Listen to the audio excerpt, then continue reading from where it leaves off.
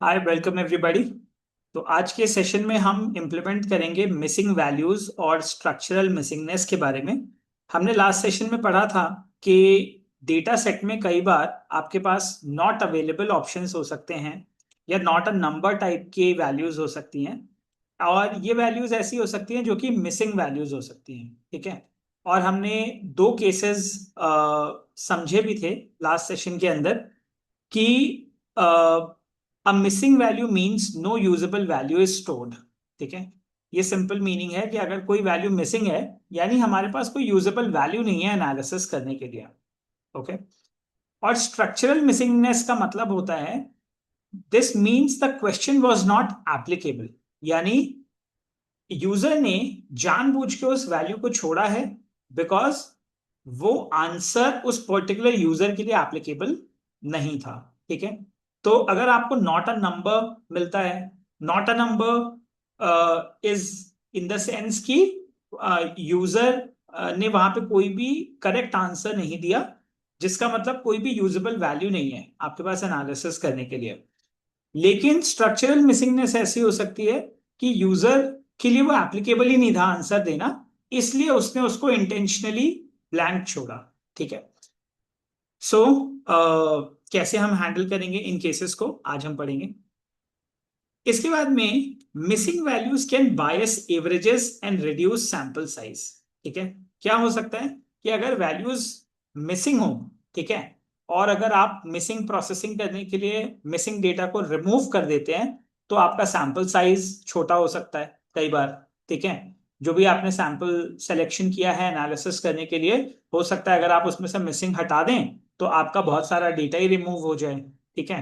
तो इसलिए हमें बहुत ध्यान रखना पड़ता है कि अगर स्ट्रक्चरल मिसिंगनेस है, अगर कोई ऐसा डेटा है जो यूजर के लिए एप्लीकेबल नहीं था फिल करना, इस वजह से वो फील्ड्स ब्लैंक छोड़ी गई हैं, तो हम उसे एरर की तरह ट्रीट ना करें। इंस्टेड हमें ये अंडरस्टैंड करना पड़ेगा कि वो लेजिटिमेट मिसिंगनेस है और उसको हमें नॉट एप्लीकेबल से मे बी रिप्लेस करके फिर आगे उसे हम कैसे प्रोसेस करेंगे वो हम समझेंगे। सो जब केसेस आएंगे तब और बेटर एग्जाम्पल से आप इसको समझ पाओगे। Similarly home charger access is not applicable. हमारा डेटा सेट जो है उसमें एक कॉलम है home charger charger access.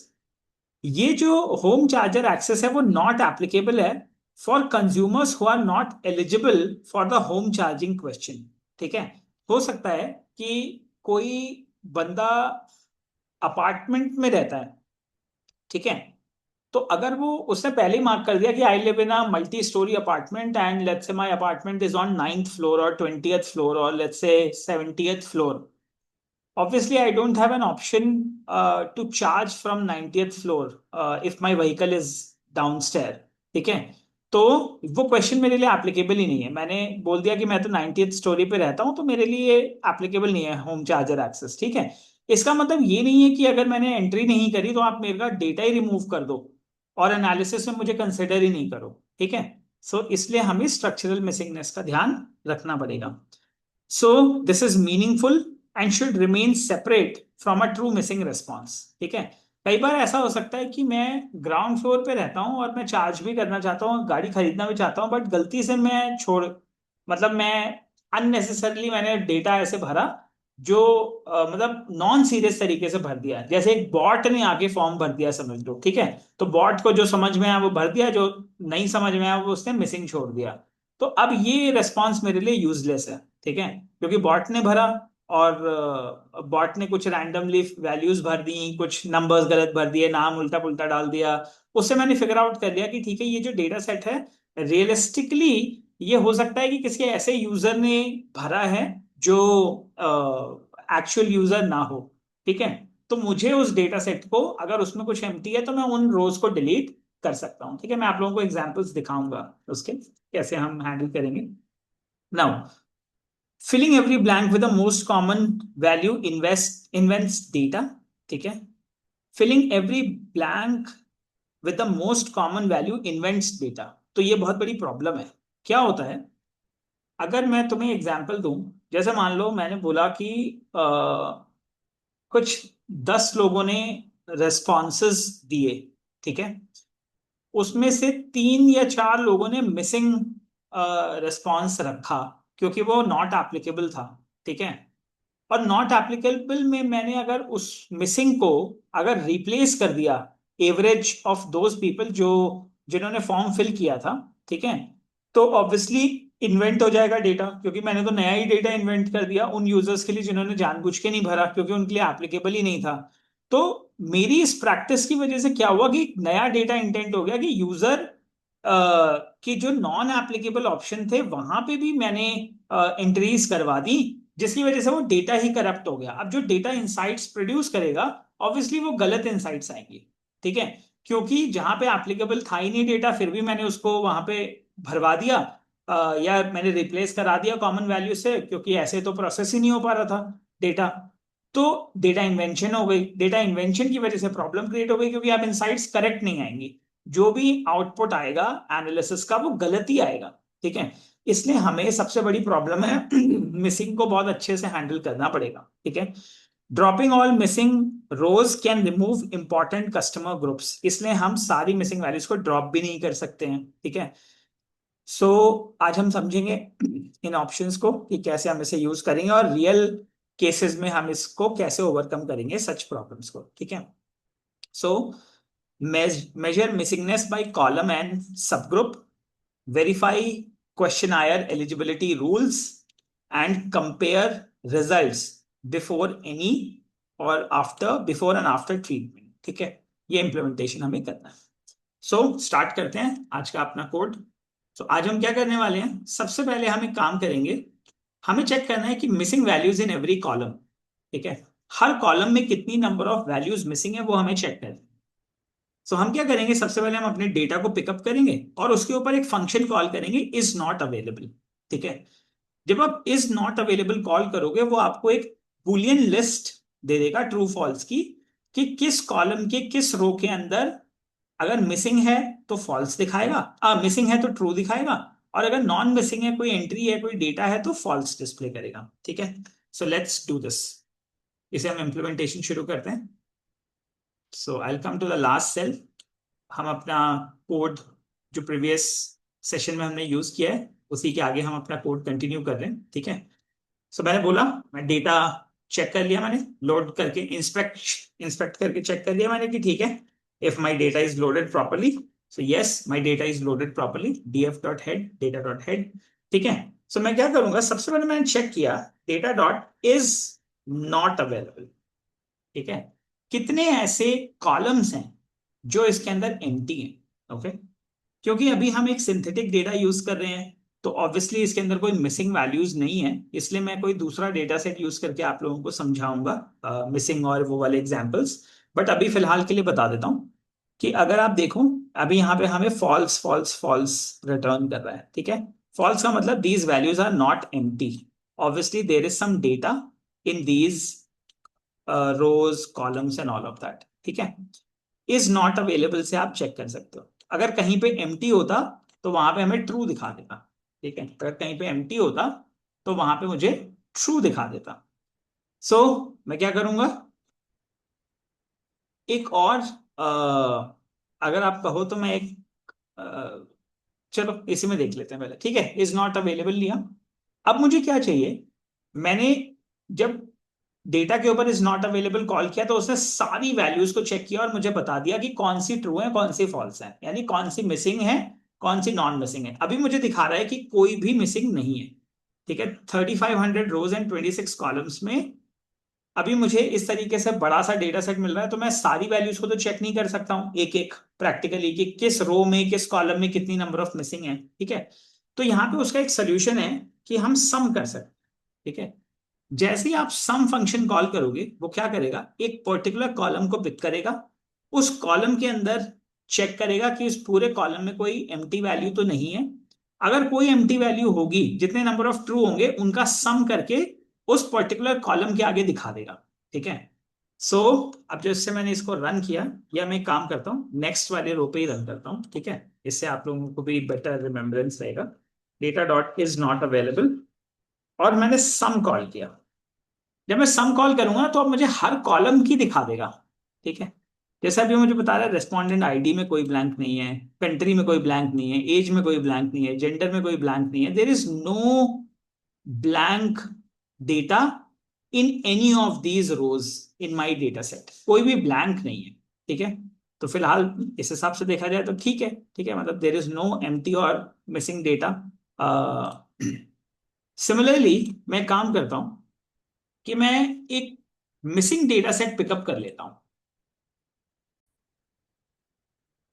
Okay, so what I am doing is, मैं आप लोगों के लिए अभी एक और सैंपल डेटा सेट यहाँ पे लोड कर रहा हूँ, जस्ट दैट आपको मिसिंगनेस और स्ट्रक्चरल मिसिंगनेस डिस्प्ले करने के लिए। ठीक है, so I am using one another data set and let's say I am going to call this data as missing data. Missing data के नाम से मैं एक डेटा सेट बनाऊंगा। ठीक है, so pd dot read underscore excel, I am using a data set. ठीक है, एंड इसका फॉर्मेट है, let's say I am going to export it into the format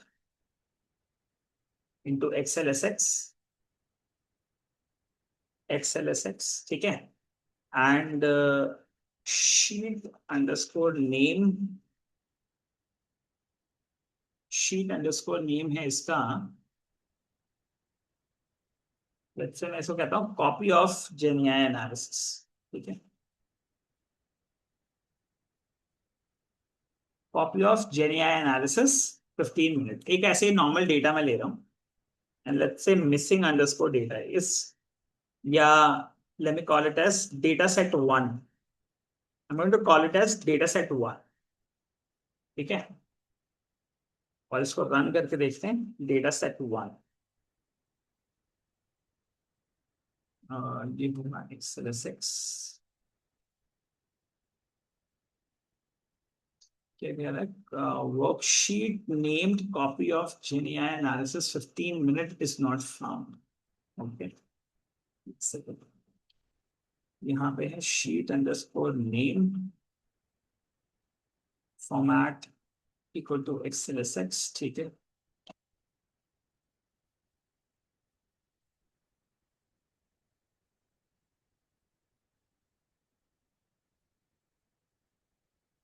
okay, let me just share it once।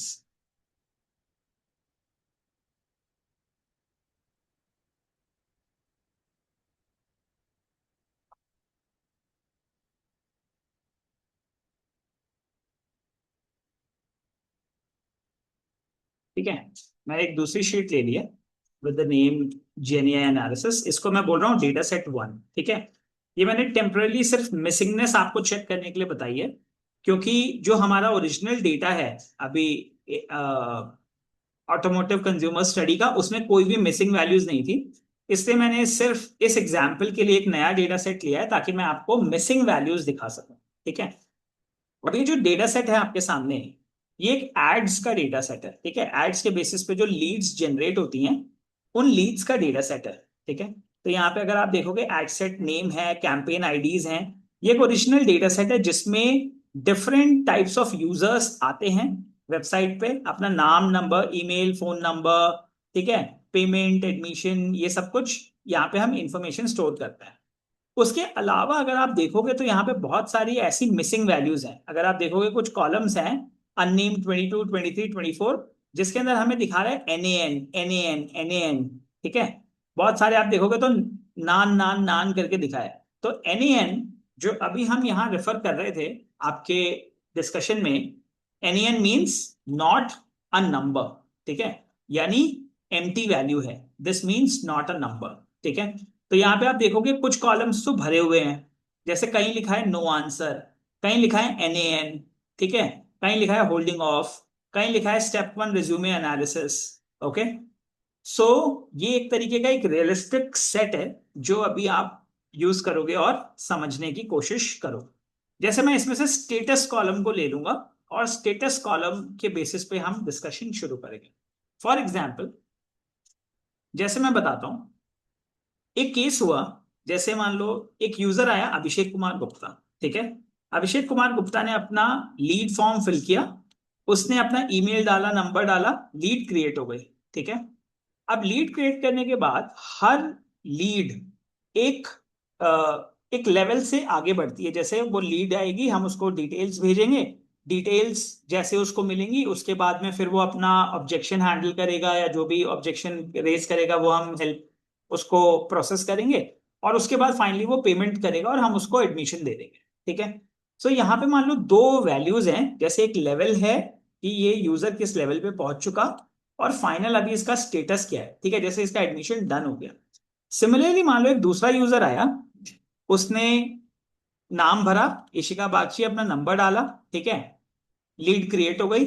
हमने इसको मान लो problem discovery के लिए हमारी सेल्स टीम ने कॉल किया, बट उसने पिकअप ही नहीं किया। ठीक है, कोई रेस्पॉन्स नहीं दिया, there is no response from that person so far. तो अब क्या है कि वो पर्सन मान लो प्रॉब्लम डिस्कवरी फेज पे ही रुक गई। ठीक है। अब क्योंकि प्रॉब्लम डिस्कवरी फेज पे रुक गई तो उसका स्टेटस कुछ है ही नहीं, मतलब अभी उसका ना तो एडमिशन डन है ना डिस्क्वालिफाइड है, कोई उसका कोई स्टेटस आइडेंटिफाई नहीं हुआ। इसलिए हमने यहाँ पे कोई वैल्यू नहीं डाली अभी। ठीक है। अब क्योंकि हमने इसकी वैल्यू नहीं डाली इसलिए यहाँ पे नॉट अ नंबर दिखा रहा है। बट जब मैं डेटा की एनालिसिस करूंगा, ठीक है, सिमिलर इस तरीके से देखोगे, ऐसे बहुत सारे और केसेस हो सकते हैं।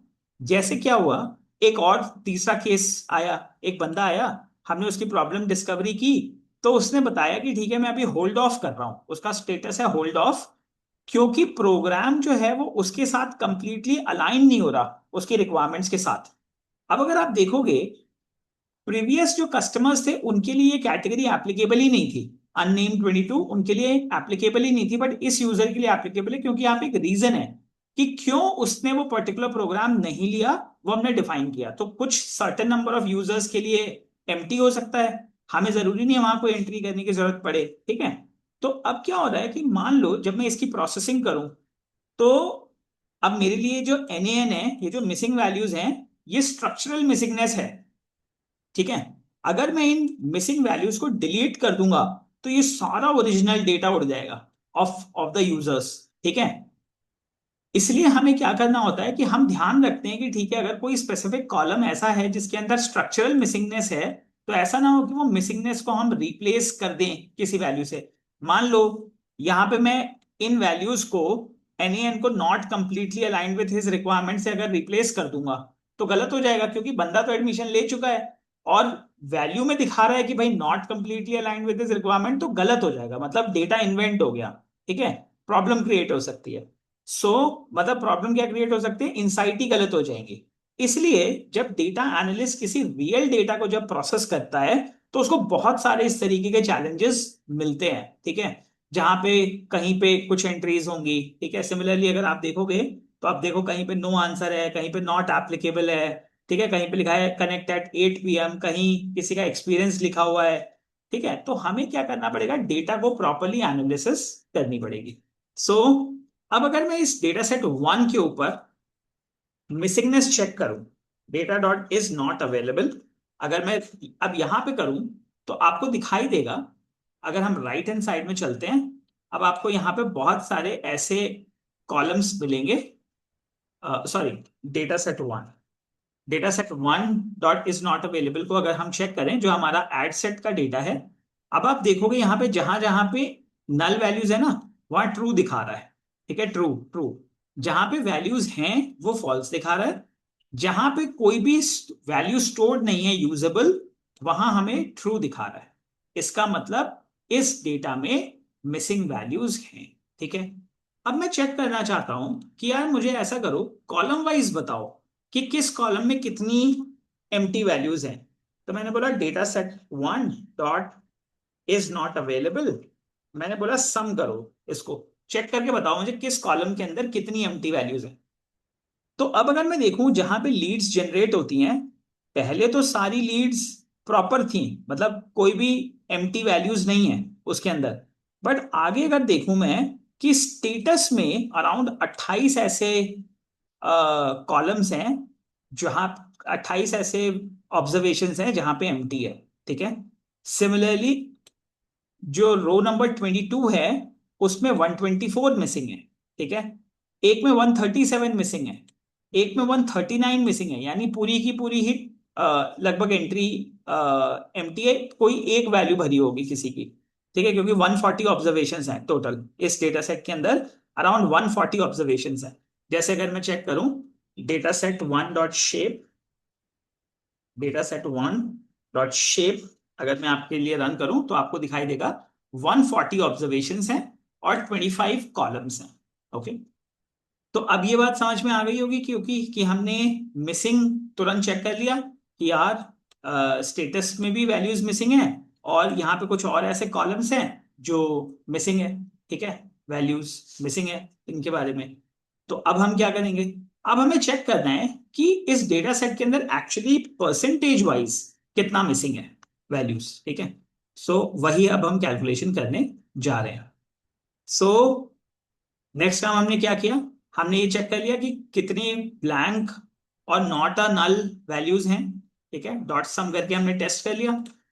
अब मैं चाहता हूं मैं इस मिसिंग काउंट्स को एक परसेंटेज में कैलकुलेट करना चाहता हूं कि how much percentage of data is missing in my data set. तो मैंने क्या किया, मैं इसका मीन कैलकुलेट करूंगा सबसे पहले, और उसको मल्टीप्लाई बाय 100 कर दूंगा, ताकि मुझे ये पता चल जाए कि मिसिंग वैल्यूज कितनी परसेंटेज मिसिंग वैल्यूज हैं मेरे डेटा सेट के अंदर, ठीक है। सो ऑब्वियसली जो आपका ओरिजिनल डेटा सेट है, डेटा वन, ठीक है, इसको ऊपर कर देता हूँ। सो जो हमारा नॉर्मल डेटा है, इसके अंदर तो आपको पता है इज नॉट अवेलेबल, कुछ है ही नहीं, कोई मीन आएगा ही नहीं, एम्प्टी आएगा। अगर मैं इसकी अर्थमेटिक मीन लेता हूं तो मुझे 000% आएगा, क्योंकि कुछ कुछ मिसिंग है ही नहीं। लेकिन अगर मैं अपने एड सेट वाले डेटा को लेता हूं, data set one dot is not available dot mean, अगर मैं इनका एम्प्टी वैल्यूज का अर्थमेटिक मीन लेता हूं तो मुझे मिल जाएगा कि अराउंड यहाँ पे 20%, स्टेटस में 20% मिसिंग है, 22 में 88% डेटा मिसिंग है, 23 कॉलम नंबर पे 97% डेटा मिसिंग है, और कॉलम नंबर 24 पे 99% डेटा मिसिंग है, ठीक है। सो अब मैं क्या चाहता हूं, मैं चाहता हूं कि यार मैं इसको ना परसेंटेज वाइज देख लूं, ताकि मुझे पता चल जाए कि कितना क्या मिसिंग है, फिर मैं उसकी स्ट्रक्चरल मिसिंगनेस को पहले वेरीफाई करूंगा।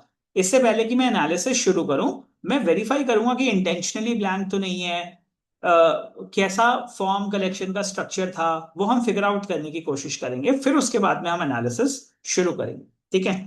सो मैंने बोला data set one dot is not available dot mean and dot multiply by 100, ठीक है।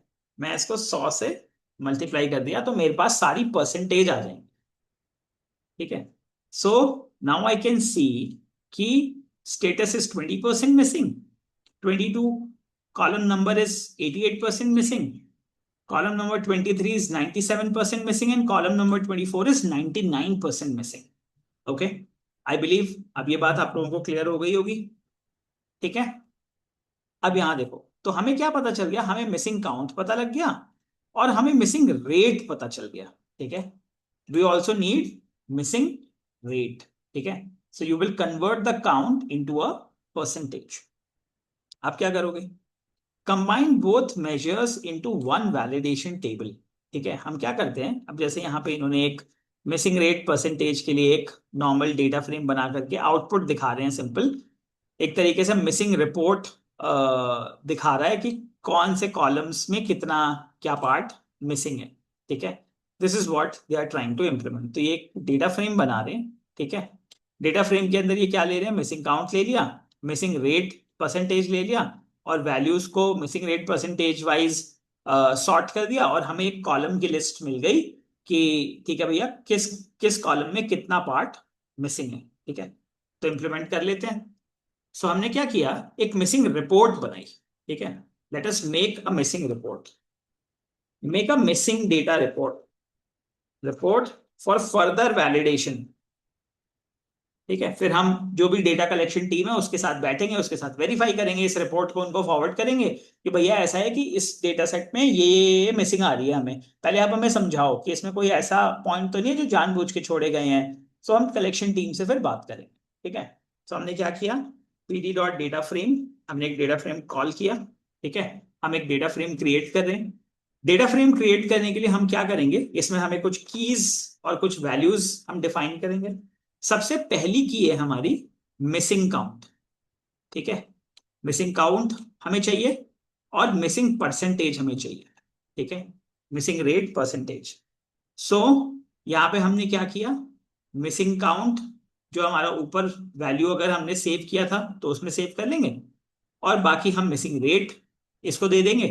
ठीक है, और ये जो भी वैल्यू बनेगी उसको फिर पहले हम सॉर्ट कर लेंगे। ठीक है, सॉर्ट कर लेंगे डिसेंडिंग ऑर्डर में, क्योंकि हमने असेंडिंग फॉल्स कर दिया तो डिसेंडिंग ऑर्डर, यानी जिसमें 99% वाला सबसे पहले आ जाएगा, फिर 98%, 97%, 20%, इस तरीके से सॉर्ट हो जाएगी लिस्ट, और उसका नाम आ जाएगा मिसिंग रेट परसेंटेज। ठीक है, जो वैल्यूज डिस्प्ले होंगे उसके कॉलम का नाम आ जाएगा ये। ठीक है, तो हम क्या करते हैं, जो हमने पहले ये मिसिंग कैलकुलेट किया, ठीक है, इसको मैं सेव कर लेता हूं अंडर मिसिंग अंडरस्कोर रेट। ठीक है, and I just print it, missing underscore rate.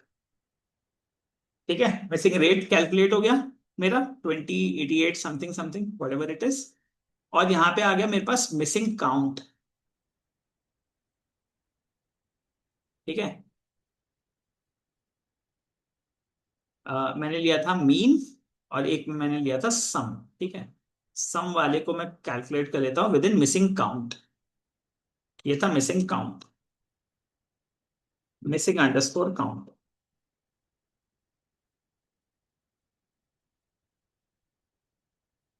ठीक है, मिसिंग काउंट मैंने रिव्यू कर लिया तो मेरे पास काउंट आ गया 28, 124। ठीक है, अब क्या करने जा रहे हैं, अब हम एक मिसिंग रिपोर्ट बनाने जा रहे हैं।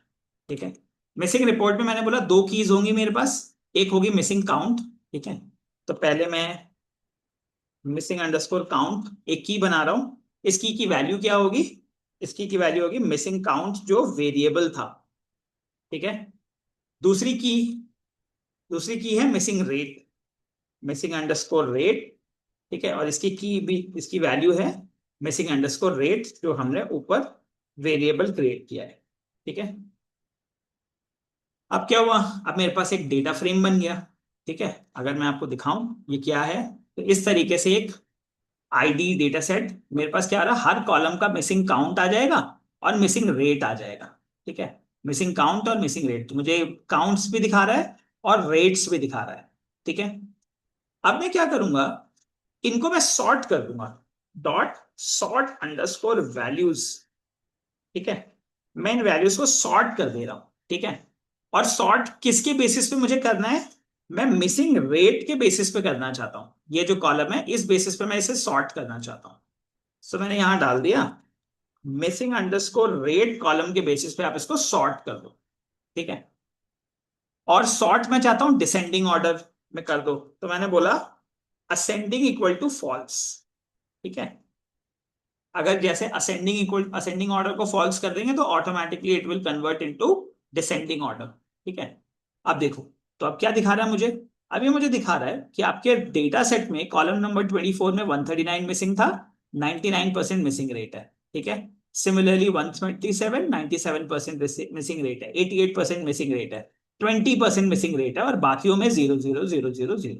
ठीक है, सो अब ये मेरा एक डेटा फ्रेम क्रिएट हो गया। ठीक है, अब मैं इसको एक मिसिंग रिपोर्ट के अंदर सेव कर लूं। ठीक है, so I will save it into missing report, और फिर आगे हम मिसिंग रिपोर्ट को चेक कर लेंगे। ठीक है, सो मैंने बोला let us just save it into missing report, missing underscore report. ठीक है, मिसिंग रिपोर्ट के अंदर मैंने इस सारी वैल्यूज को सेव कर दिया और मैंने इसे प्रिंट कर दिया, मिसिंग अंडरस्कोर रिपोर्ट। ठीक है, so this is it for today's session. Okay, अब आपके सामने मिसिंग रिपोर्ट रेडी है, and from here we will continue in the next session.